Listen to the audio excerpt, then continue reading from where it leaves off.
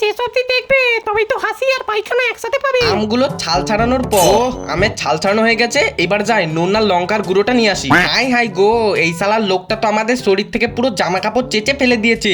আমরা যে পোদে ল্যাংটো হয়ে গেছি। ঠিক বলেছিস ভাই, আমি আর কাউকে মুখ কেন পোদও দেখাতে পারবো না।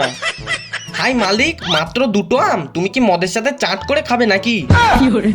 রে তাহলে আমি ওসব খাই না রে। তাহলে দুটো আম কেন বলো? আরে দুটো আমকে কুচলে অনেক হয়ে যাবে রে। এই দেখ।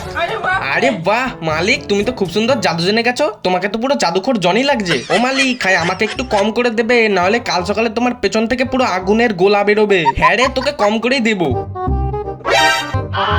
ভাই সর্বনাশ করেছে, অনেক লঙ্কার গুঁড়ো পড়ে গেল তো। এবার দেখবে কেন, এইটা একবার খেলে না কাল সকালে তোমার সেইখান থেকে অব্দি আগুন বেরিয়ে যাবে।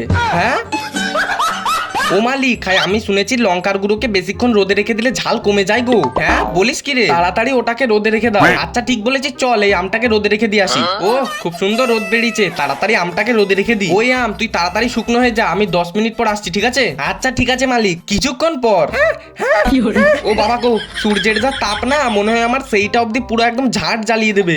ও সূর্য মামা, তোমার একটু ব্রাইটনেসটা কমাও না গো।